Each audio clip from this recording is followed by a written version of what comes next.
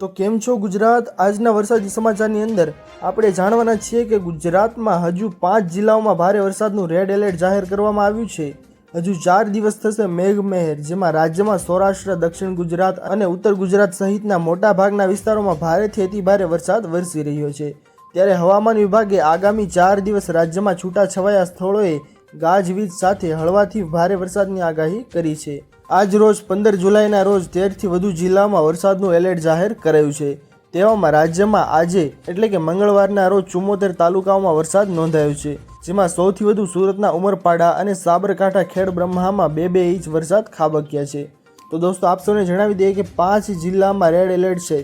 હવામાન વિભાગના નાવકાસ્ટ મુજબ આજે 15 જુલાઈના રોજ રાત્રિના 10 વાગ્યાથી 3 કલાક એટલે કે 1 વાગ્યા સુધીમાં બનાસકાંઠા, સાબરકાંઠા, પાટણ, મહેસાણા અને કચ્છમાં 41 થી 61 કિલોમીટરની ઝડપે પવન ફૂંકાવાની શક્યતા છે। સાથે ભારે વરસાદને લઈને રેડ એલર્ટ જાહેર કરાયું છે। જ્યારે મહીસાગર, ખેડા, ગાંધીનગર, અમદાવાદ, અરવલ્લી, સુરેન્દ્રનગર, મોરબી, જામનગર સહિતના વિસ્તારોમાં ભારે વરસાદની આગાહી છે। આવતીકાલે આ ત્રણેય જિલ્લાઓમાં ધોધમાર વરસાદની આગાહી છે।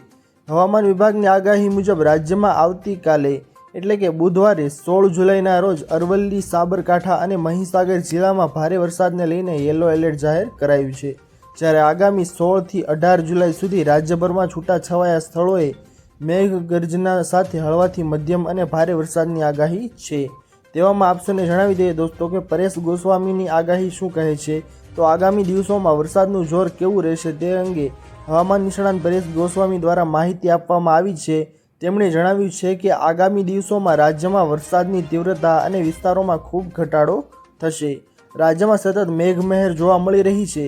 આ સાથે જ ઘણા લાંબા સમયથી રાજ્યમાં વાદળછાયું વાતાવરણ અને વરસાદ જોવા મળી રહ્યો છે। જોકે હવે કેટલાક વિસ્તારોમાં તડકો નીકળ્યો છે।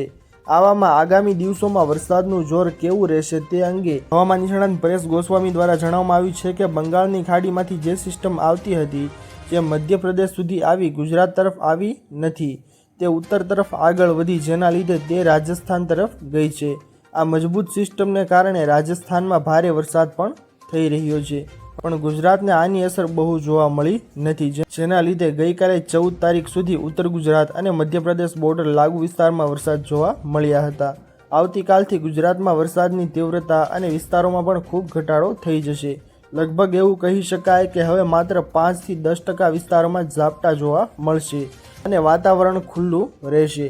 આવતીકાલથી ઘણા બધા વિસ્તારોમાં તડકો નીકળશે અને વરાપ અને તડકો નીકળે તે ચોમાસું પાક માટે સારી બાબત છે। 19 તારીખ સુધી વરાપ સતત રહેવાની છે।